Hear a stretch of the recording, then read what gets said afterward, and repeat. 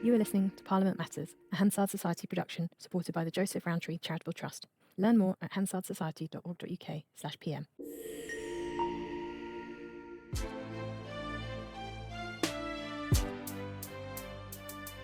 Welcome to Parliament Matters, the podcast about the institution at the heart of our democracy, Parliament itself. I'm Ruth Fox. And I'm Mark Darcy. And welcome to the latest in our series of special mini-pods following the detailed progress of the Terminally Ill Adults End of Life Bill, the bill that will allow assisted dying.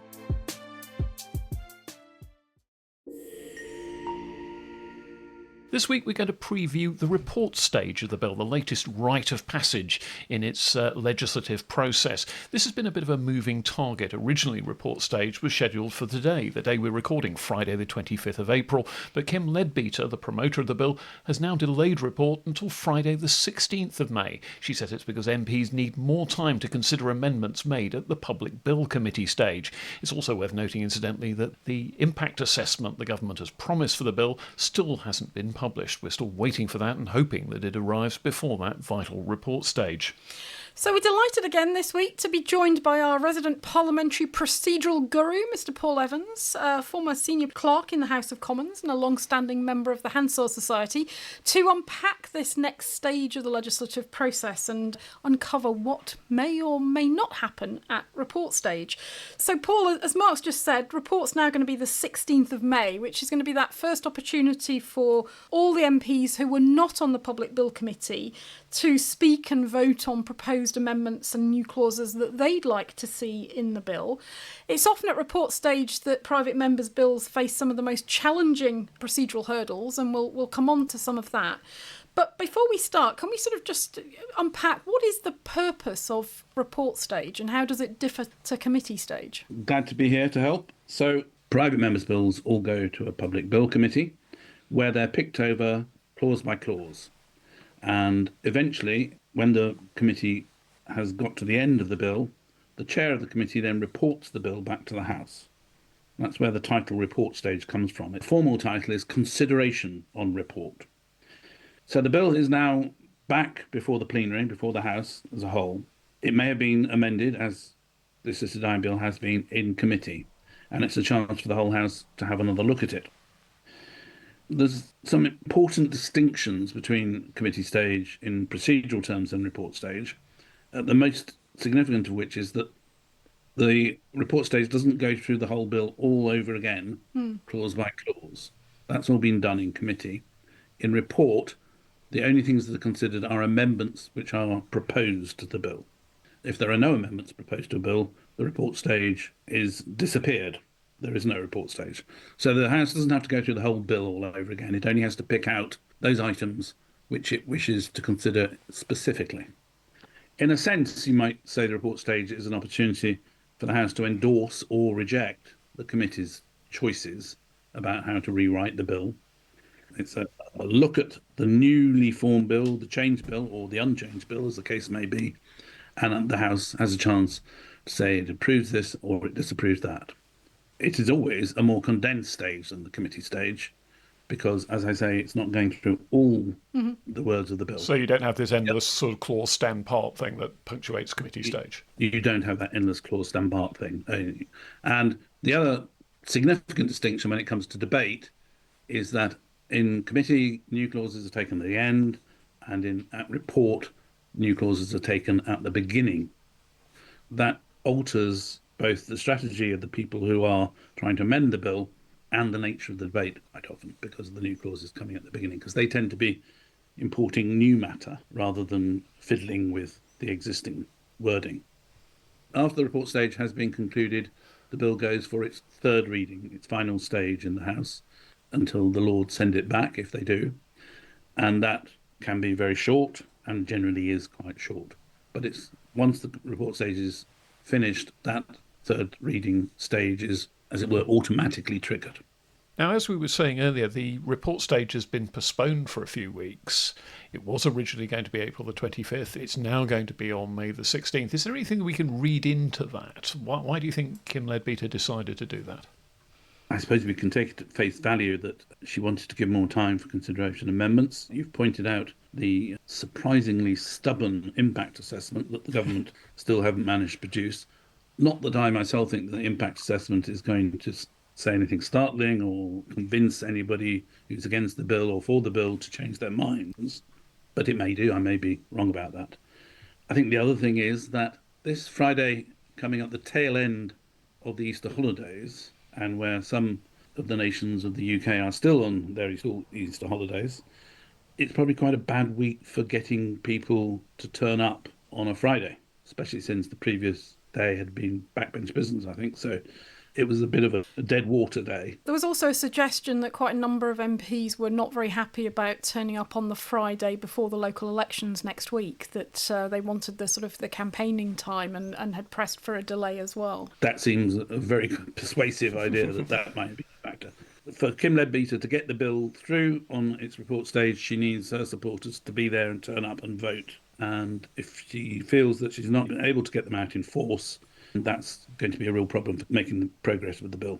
Now, report stage is also where a private member's bill in particular can be procedurally very, very vulnerable. Yes. If MPs decide to produce a deluge of amendments and want to try and get as many of those debated as possible and possibly talk out the time, a bill can be stopped by procedural means rather than by a straight yes or no vote. What would be the telltale signs if that was to happen? The telltale signs are first a cascade of many, many amendments being tabled for report stage. I think that's already begun with this bill. So the evidence is it's not going to be allowed to slip through easily at this stage. You then, when you get into the actual debate on Friday the 16th, if that's when it happens, you will begin to see whether members are deliberately trying to draw out debate. There is a real problem.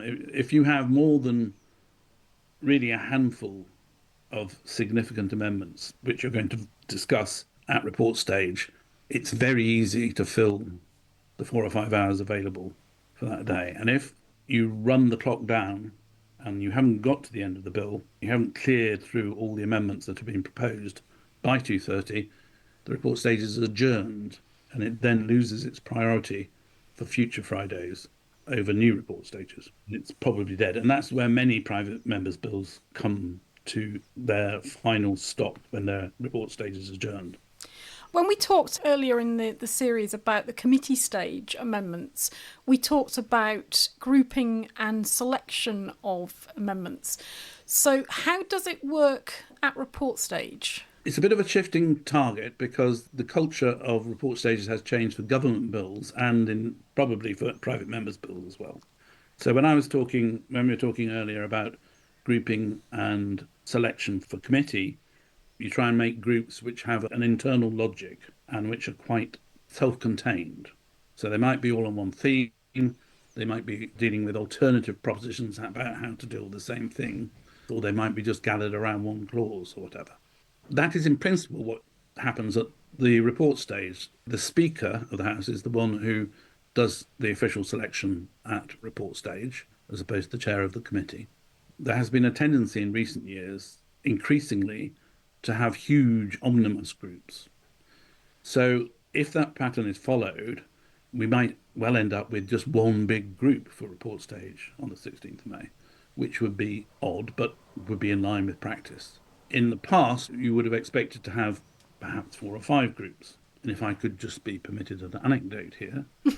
Do go on. Many years ago, in about 1995, 96, I was clerking a private member's bill to set up a Disability Rights Commission.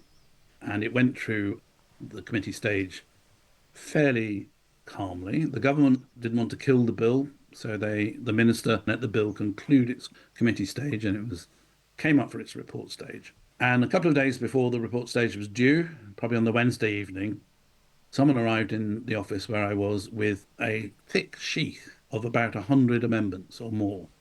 And I looked at these with despair and thought, oh no, I'm going to be here all night trying to edit this stuff into make sense and then put it in the right order as the amendments appear in the bill. But after I turned over a couple of pages, I realised that not only were the amendments perfectly drafted, but they're also presented in the correct order in the bill. And all I had to do was hand it over to the printers. Now, this was a clue that these may have been professionally drafted. Anyway, I then had to do the grouping. And as I mentioned before, new clauses come first. And new clause 1 in this big sheaf of amendments, tabled in the name of a Conservative backbench MP, Lady Olga Maitland, was a new clause saying something like the government must report on the progress in disability rights protection annually to Parliament. And I just crossed this out. I said, no, I recommend against selection. This is time wasting. All this is going to do is produce another second reading debate at report stage. And that's not what report stage is for. Sort of wide-ranging talk about disability rights and what a good thing they were. So I recommended against selection. The Speaker accepted my recommendation, as did my boss. And we published the selection list. And then all hell broke loose. And the government started running all over the place and shouting. And they went to see, first of all, my boss and said, you've got to select new clause 1. And he said, no, it's perfectly right selection. This recommendation was correct. It's not a proper amendment for report stage.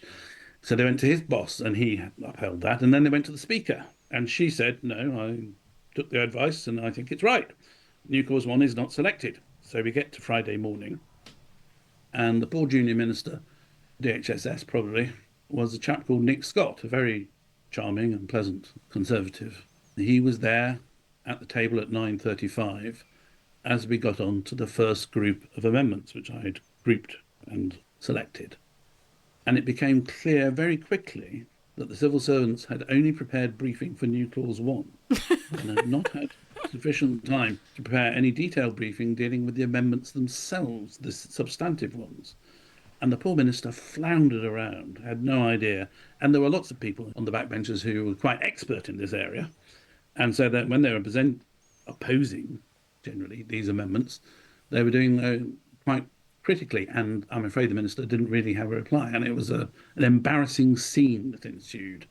But anyway, they managed to spin it out till 2:30 and kill the bill. But there was a huge row in the press.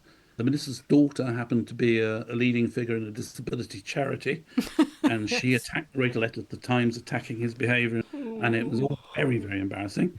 And on the Monday, one of the supporters of the bill came to me and said, how can I find out who drafted those amendments? How many were drafted by the government? I said, well, put down a parliamentary question for written answer. And we drafted it, and it said, how many of the amendments tabled on such and such a day were drafted in the office of the Parliamentary Council, which are the government's professional drafters.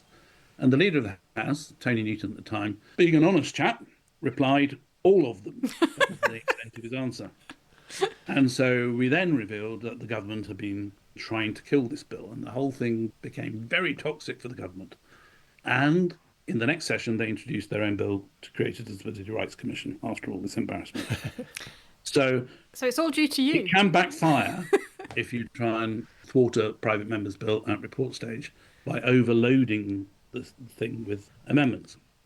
You don't have to try very hard to spin the debate out to 2:30, unless there is only a single group, in which case it may be possible for the promoter of the bill to get a closure on that group. The magic word closure there. Yeah. One of the things that happens here is if you've got several groups of amendments, the promoter of the bill has to try and make sure that the debate on each group doesn't go on too long and use up all the available time, so that they do finally get their bill to a vote at the end. So what's the process for bringing the debate on a group of amendments to a close? Well, we use this phrase, claiming the closure. So any member can stand up in a debate and say, I beg to move that the question be now put. And the chair has discretion as to whether to accept this. And they will normally accept it on a private member's bill if they feel there's been a reasonable time and if they think there's been time wasting going on. But it's always a bit of a balance about how long the chair thinks is reasonable for a debate and how soon they will accept a closure. If the chair accepts a closure, there can then be a vote, and there usually is. And in that vote, in order to win the closure, as it were, you have to have at least 100 members voting on your side and, of course, in the majority in total. So that's a big hurdle to cross, especially on a Friday, to get those 102, because you need 2 tellers as well. So you have to have 102 supporters. So this is why private members' bill promoters work so hard to get people there, particularly for the report stage. They've got to have that 100 figure to make it work, 102 indeed. On this bill, likelihood there will be well over 100 members in the House, probably 400 possibly or more. And a closure might not be won. And if you don't win the closure, that's basically the end. And your bill's dead if you can't win a closure. But you may have to do this several times. But if you have 3 or 4 groups or more, you would have to win 3 or 4 closures. And that's pretty hard because you've got 4 or 5 hours. It's hard to think of a group which deserves less than an hour's debate before the chair feels able to accept claim for the closure. And if you win the closure motion, you then go straight to a vote on the group of amendments. Yes. So you have 2 votes, one hard after the other. Yes, exactly. So if you win the closure, you go to a vote on the lead amendment in the group. And as we discussed when we were talking about committee stage, once the lead amendment has been accepted or defeated, the chair will make a decision about which other amendments to call for a separate division in that group, if any. If there are no ones from the promoter, the likelihood is they won't call any of the amendments in the group. So once you've closed the group, you've not only closed the lead amendment, but you may have closed off 30, 40, or however many amendments there are in the group, or you may have just stopped the debate and you then have a series of votes on matters, but without any further debate. And one of the telltale signs that there's a filibuster going on is when it takes an unconscionably long time to have the actual vote. And you often find the person in the chair saying, will the Sergeant-at-Arms investigate the delay in the no lobby or something like that. There's an occasion when someone built a fort out of bound copies of Hansard in the middle of a lobby, I seem to recall. I think that may be apocryphal, but I'm prepared to believe it. But I think the other thing about this particular bill is everybody's been, and it was a bit the same with the disability bill back in the day, nobody wants really to be seen to be killing the bill by mere procedural manoeuvring, the lowest form of which is hanging around the lobby and delaying a division.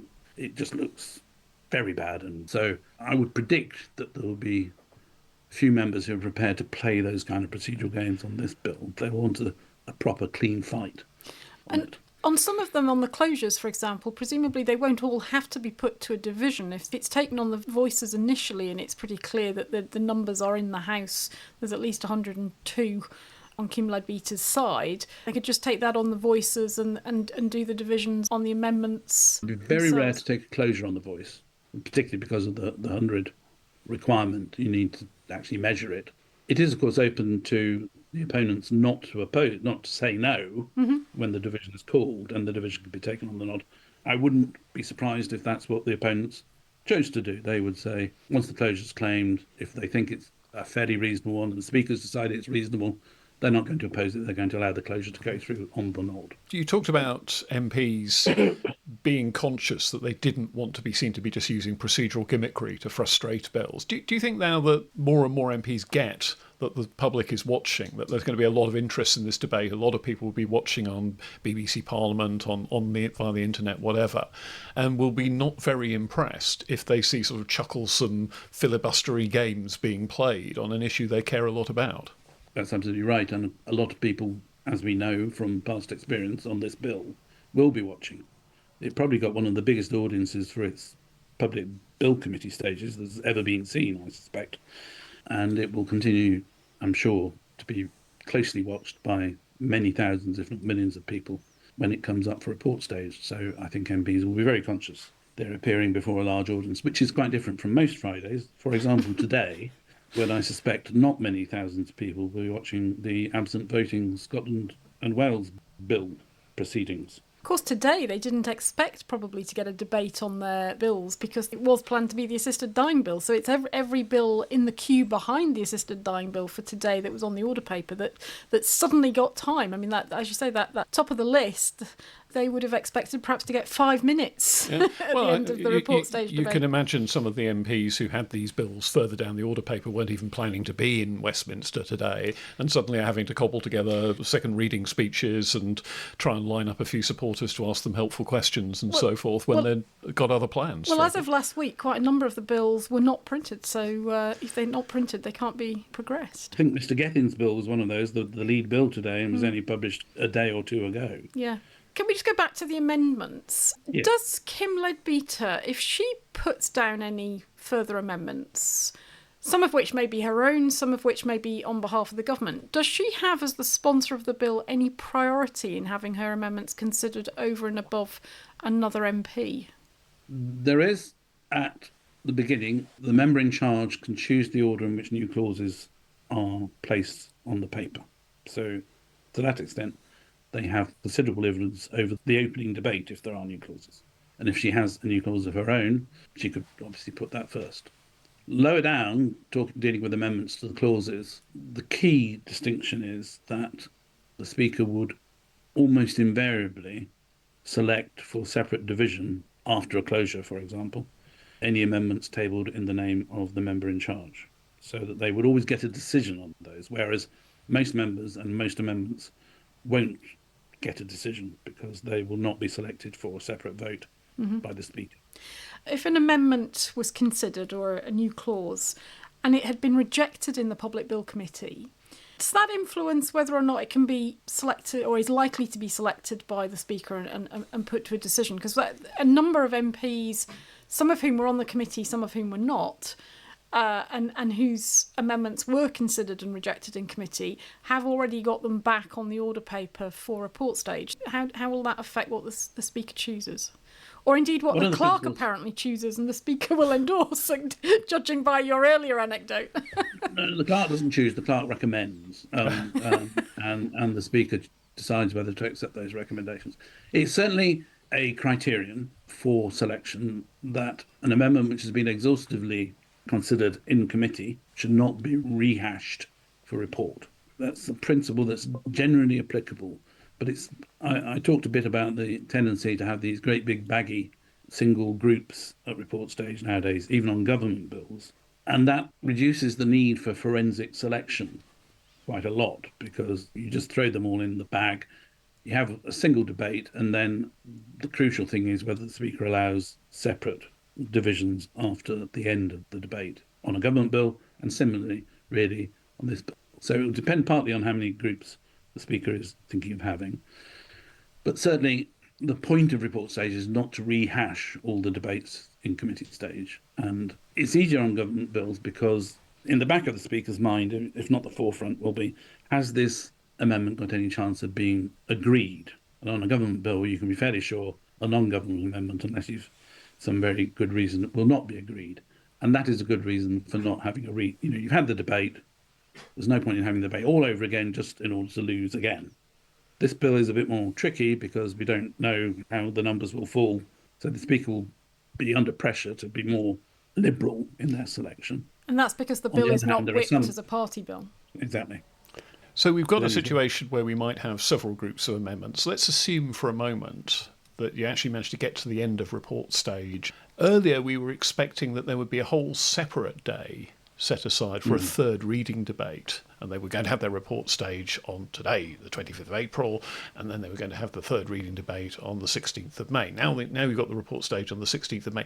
Having completed report stage, do they now want to have a separate day for their third reading debate, or should they be much more worried about getting their bill to the House of Lords as soon as possible and getting it through there in good time, and so maybe sort of shrink the third reading debate and get it done as quickly as possible? They should be worried about getting the bill through the Lords and back again to the House of Commons. That's the question. If the Lords amend it, what they've got to do is get it back, and if it comes back after the last of the available private members' bill Fridays, that's a real problem. And the last of the available private members' bills Fridays is in July, isn't it? 11th of July, yeah. So it's a pretty quick turnaround for the House of Lords if their lordships get the bill even on the 16th of May. I think, on the other hand, if the Lords do get the bill through and give it a third reading and send it back with an amendment or two, there'll be immense pressure on the government to make available extra time for that consideration of Lords' amendments, if possible, even after the 11th of July. I suppose we would be talking about a bill that's had a third reading in both houses, so... Yeah. So it's not really in the hands of the promoter whether they have the third reading on the 16th of May. It depends how long the report stage lasts. And it may still be necessary to have a third reading on a later date if the report stage exhausts the time available. So it really depends when the report stage finishes. So time on Friday the 16th of May, time expires at 2:30 p.m. So in order for report stage to finish, they need to have wrapped up the debate and the votes on the groups of amendments by 2:30. So there's two scenarios. One is they do, and then the question is, do they take third reading immediately afterwards? If they have passed 2:30, can they do third reading immediately afterwards, or would that have to be passed to the next sitting Friday, which would be the 13th of June? I mean, it's nearly a month later. That's one scenario. Yes, I'm going to introduce an unnecessary complication in my answer to that, which is that you can always take unopposed business after what we call the moment of interruption, which is 2:30 on a Friday. Yeah. So if you thought the third reading was going to go through on the nod, you could have the third reading after 2:30. That seems unlikely in this scenario. That seems unlikely. Even if the report stage is completed, the opponents of the bill who opposed it on second reading are very likely, certainly a proportion of them, to wish to oppose it on third reading. And it would only take one person to shout object, wouldn't it? And it would only take one person to shout object.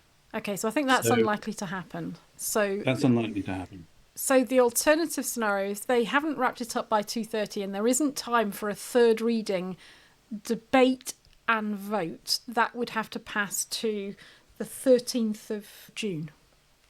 Yes, the Speaker would say, or the Chair would say, third reading what day? And the member in charge would say 13th of June. The advantage is that third readings would take priority on the 13th of June, and there's very unlikely to be any other third readings. Well, there can't be really any other third readings on the 13th of June of private members' bills, so it will be top of the list. And it needn't take the whole day for a third reading. But that rather fits with the argument that certainly some MPs have made, that for a government bill, as we've said, third reading is often quite a cursory process, a very short period of time added on at the end of report. Everybody knows what the outcome is going to be. This is a different kind of bill. It doesn't break on party lines. It breaks on matters of principle as to whether or not you can support assisted dying. And if you do support assisted dying, can you support the measures in this bill to deliver it and to operationalise it? We don't know whether the votes at second reading will stack up again, or whether there'll be supporters of the bill at second reading who decide, actually, I can't support this, it hasn't been amended in the ways that I hoped, or it's been amended in ways I'm now opposed to. So we could end up with quite an extensive third reading. It could be quite different to what we used to. But as you say, it doesn't need to take up all the time on the 13th of June. If it went to the 13th of June, we're then looking at it going to the House of Lords. And as you said, coming back, unless the government were prepared to make time available, it would have to come back by the 11th of July. So that would give the House of Lords barely a month to look at it, which is one of the issues of concern, I think, about the tight timetable. The tightness of the timetable is very significant, and the Lords stages are, in particular, the Lords tend to be quite picky about, for example, having 2 weekends between the arrival of the bill, the first reading of the bill, and its second reading, and then further intervals after that between the stages. It will be taken in committee of the whole House in the Lords, as most bills are, and that could take a couple of days. I mean, the difference is the Lords are not tied to these private members' bills Fridays in the same way. They are much more flexible about setting their own timetable. So they could choose to devote much of the time between the 16th of May and the 11th of July to this bill. They're much more flexible about how they could timetable it. But they will have government bills to deal with and other business that they want to deal with. So it's not an infinitely elastic process. And of course, it will depend on how dogged any opposition might be in the Lords to the whole principle of the bill, whether they're going to allow it to have a thorough but not obstructed passage, as it were. What happens if report stage is not finished on the day and it has to slip then into a second day? What would we do? Pick up proceedings on the 13th of June and carry on with report stage? In principle, you could.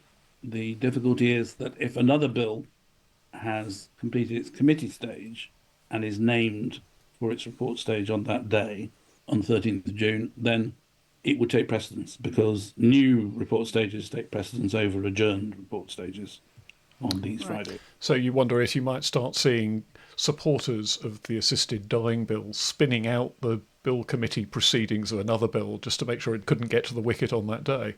Well, let's just talk about those other bills for a moment, if I may. He's got a glint in his eye. There are 9 private members' bills that have had their second readings. None have yet gone into Public Bill Committee, and slightly to my surprise, this week, yet again, the Committee of Selection did not appoint a Public Bill Committee for one of the private members' bills. the Committee of Selection may eventually get round to appointing a public bill committee for one of the private members' bills. You could envisage a scenario in which members of that committee span out its proceedings so that it couldn't get its report stage before the 13th of June, which wouldn't take a huge amount of ingenuity, I suppose. But one should also bear in mind that of those 9 bills that have got their second reading, 8 are what we call handout bills. In other words, they're bills drafted by the government and handed to members who were successful in the private members' bill ballot to take through. Something that's often deplored. I'm sure some of those members feel passionately about ferrets, for example, and want to take their bills further, but they are all essentially hidden government bills. And of those 9 bills, just out of interest, 4 of them we just talked about being passed on the nod. In other words, without a division, after the moment of interruption, 2:30.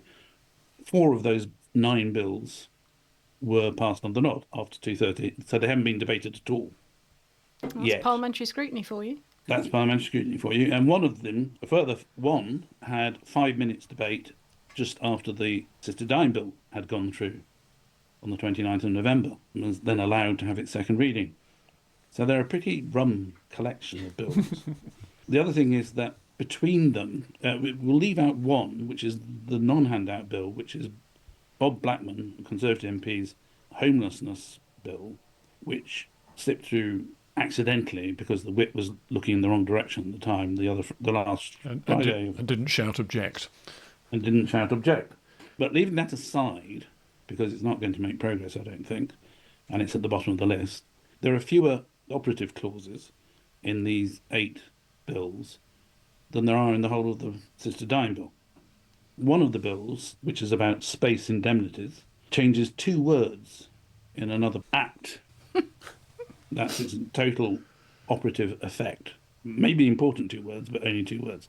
And most of the bills are quite small and deal with quite small matters. For example, Ruth's favourite bill, to change the procedure for extending licensing hours of pubs on important football match days from affirmative procedure under delegated legislation to negative procedure under delegated legislation. What I'm saying is they don't, on the face of it, need 5 more days debate at report stage. Before we get to the next question, I should just explain for listeners that my interest in that bill is not the drinking. Well, it might be, but it's not the priority. It's the delegated legislation and the football. So this bill's being introduced because the government got itself into a bit of a problematic position when the England women's football team made progress to the final of a major championship, and the government wasn't able to extend the licensing hours. So that's to amend that situation so that the Parliament doesn't need to be sitting in order for that to happen in future.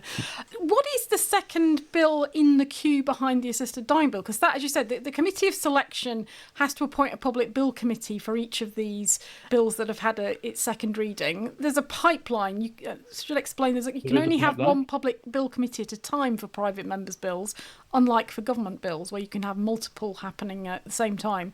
So we would have expected, after the assisted dying bill came out of committee, for a new committee to be appointed for the next bill in line. Yes, and only a very suspicious mind would read anything into the non-appearance Yes. of this new committee. Surely not. But I'm just interested, of these 9 bills, what will be second in line? Presumably the bill that followed the assisted dying bill and snuck through in that last 5 minutes. Indeed, back in November. You would expect it to be that one, which is the animal welfare import of cats, dogs, and, for some reason, ferrets. No Yorkshire jokes, please. Which is promoted by Danny Chambers, who is a Liberal Democrat MP, and slipped through, as we said, in the 5 minutes after the end of the second reading debate on the assisted dying bill. The bills don't have to go into Public Bill Committee in the order in which they got their second reading, but that is the presumption that they will do. But there's a bit of a mysterious process that goes on in the Committee of Selection. Also, we shouldn't blame the Committee of Selection for the non-appointment of another Public Bill Committee entirely, because it's up to the member in charge to put together their team and then propose it to the Committee of Selection. The Committee of Selection can't really act until the member in charge has given them the list to act upon. So it's entirely possible that Mr. Chambers is just dawdling. Yes, All of the above the are next possible. bill in line, for example, is the Dogs Protection of Livestock Bill, which is promoted by Afra Randreth, Conservative MP. Daughter of the more famous Giles, I seem to recall. Indeed, who was, I think, the only Conservative MP successful in the ballot in the top 20. And the third one is the Licensing Hours Extension Bill, which we've just talked about. And so if Mr. Chambers didn't come up with his list, it's not impossible for the Committee of Selection to get impatient and say, right, we're going to put one of those ahead of you in the Public Bill Committee. But it's very much, as I say, it's a fairly opaque process, this moving things into committee. The assumption is it goes in the order in which they receive second reading. But there have been variations on that in the past. And you said earlier that you thought 8 of these 9 other private members' bills that have now had a second reading were government handout bills. So just for our listeners' insight, how do you know? Because on the front page of the bill, it says explanatory notes are available for this bill, which have been drafted by the Department of Administrative Affairs, or whoever, in cooperation with the member in charge. And that is your red flag, if you like, or your whatever, that tells you that this is a handout bill because the explanatory notes have been drafted by the government. And handout bills are bits of micro legislation that a government somehow couldn't get into its Queen's speech or didn't realise it needed at the time and it suddenly decided it needs to do. Well, that's usually the explanation, and you're right, Mark, but I'm always puzzled as to why they can't just slip these things into a bigger bill sometimes. You know, they often seem very small things. And also, if they were government bills, they could whistle through with no trouble. In an instant. I'm never quite sure why the whips say that there isn't time for example, the Space Indemnities Bill, which changes 2 words in a previous act, just to be knocked through on a Wednesday evening, probably after the moment of interruption if they wanted. But anyway, that's the story. It's things that departments haven't managed to get into the legislative programme, which they then try and persuade sympathetic private backbench members to do for them. And can we just tap your insight into how to look at the amendment paper? Because we've talked about the fact that this bill has got such a huge audience on TV. There's also an awful lot of people who wouldn't normally look at things like an amendment paper actually exploring these issues, wanting to have a look at what amendments have been tabled and so on. But it can be quite difficult to understand. So how should people read the amendment paper? What's the sequencing? What's the numbering? Well, the sequencing, as one of the things to note is it starts with the new clauses, if there are any, and they're listed first, ultimately in the order in which the member in charge chooses. And then you get on to amendments to the bill itself, to the different clauses, bits and places, and possibly its schedules. And those amendments are listed ultimately in order in which they appear in the bill. So starting amendments to clause 1 and so on and so on, working through to the end. So the problem is they are numbered in the order in which they arrived in the Public Bill Office, in which they were tabled. So the numbers will often appear completely random to these amendments, because once you put the amendments in the order of the bill, the numbers will be in a completely different order down the side. You will then have explanatory notes under some or all of the amendments, explaining particularly worth looking out for is those that say this amendment is consequential upon, but also the amendment, they may say this amendment does this or this amendment does that. But the ones that say this amendment is consequential upon, there's a lead amendment somewhere, the one that they're consequential on, and then these all have to be added on to make sense if the amendment is made, to make the bill consistent throughout. But I see that currently there are only about 40 amendments and 4 new clauses tabled.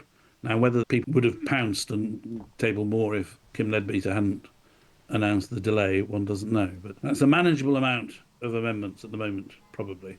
And if they're not all selected, some of them may well be considered outside the scope of the bill, particularly the new clauses. One of the rules about selecting a new clause is that if it could be better done by an amendment to the text of the bill, then the new clause is not going to be selected because it's just an attempt to jump the queue. So who knows whether the new clauses will be selected. There's still quite a way to go, isn't there, in terms of time to MPs have got to table them. I mean, as we're recording this on the 25th of April, MPs, I think it's usually 3 days, so they've got to table any amendments by the time the House rises on Tuesday the 13th of May. So still a while yet. Still plenty of time now, yes. If it had taken place today, that was what would have been the list, but I'm sure there would have been others added. Yeah. So that's basically how you read the amendment paper. And just one final question, Paul, about tactics. We've talked about report stages, procedural hurdles. We've talked about potential to flood the order paper with amendments to fill out time, delaying tactics in the voting lobbies. One of the things that's often raised in debate is this idea that MPs will speak at length. They'll try and filibuster the debate to take up a lot of time. But formally, procedurally, that's not permitted. So what will happen if the Speaker thinks that an MP is trying to drone on at length, if I can put it that way? The Speaker has power to sit a member down if they become irrelevant or are repeating themselves or are clearly spinning the thing out. They will begin by drawing the member's attention to the fact they seem to be drifting away from the point and that their speech is not relevant to any of the amendments in the group. They will become increasingly strict and keep on doing this until they lose their patience and tell the member, unless they terminate their speech within a couple of minutes, they will sit them down. And they do have power to sit a member down and order them to stop speaking. And if you defy that order, you're in big trouble, and the Speaker could ultimately name you or just throw you out of the chamber without naming you. But there isn't, is there, any kind of time limit here? And as long as the MP who's speaking manages to keep within the kind of just-a-minute rules and avoid deviation, repetition, etc., they can go on for quite a long time. Yes. It's quite difficult. Speakers, in my experience, occupants of the chair are more or less good enforcing a bit of discipline. Even when a member is keeping in line with the letter of the law, they may be breaching the spirit of the law. And chairs will be more or less strict about making them actually get on with things. And one of the telltale signs is often what's known in the trade as in-flight refuelling, where someone's flagging a bit and an ally interrupts them. Will my honourable friend give way? I'm delighted to give way to my honourable friend. He's a great expert on this subject. I thank my honourable friend for giving way. He's being most generous with his time and he's making an excellent speech. And you've wasted a couple of minutes in just sonorous parliamentary courtesies without having said anything substantial, and the chair can't really do anything about it. Yeah. They can't except express their disapproval and make sure that the member who's doing the interventions doesn't get called to speak in the debate later on, doesn't succeed in catching the Speaker's eye. So there are moral pressures that can be applied. Filibustering is, in theory, in its technical sense, not permitted within the rules, but members try hard to make their speeches very long. And often they succeed. And the longest recorded speech is supposed to be 16 hours and something, I think it is, by a Labour member called John Golding on the Telecommunications Bill 1983. But that was, in fact, in standing committees, called public bill committees in those days. So it was spread over several sittings. And he couldn't be closured because he was moving an amendment. And he had spotted the fact that the closure can only be done to put the question, not to propose it. So eventually, when everybody had listened to him for 16 hours and come to a state of complete hysteria, the chair of the committee applied to the House for a new standing order power to allow what we now call the Golding closure, where you can claim that the question be proposed, because it's only once you've made the question be proposed that you can then have it put.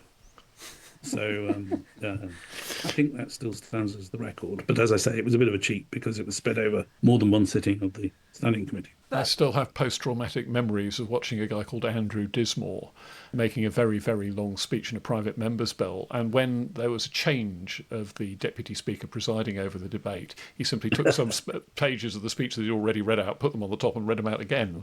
The deputy speaker didn't notice, and I think almost everybody else was too shell-shocked by that stage to spot it either. Yeah, indeed. Well, Paul Evans, that's a very handy insight into the very considerable intricacies of report stage proceedings.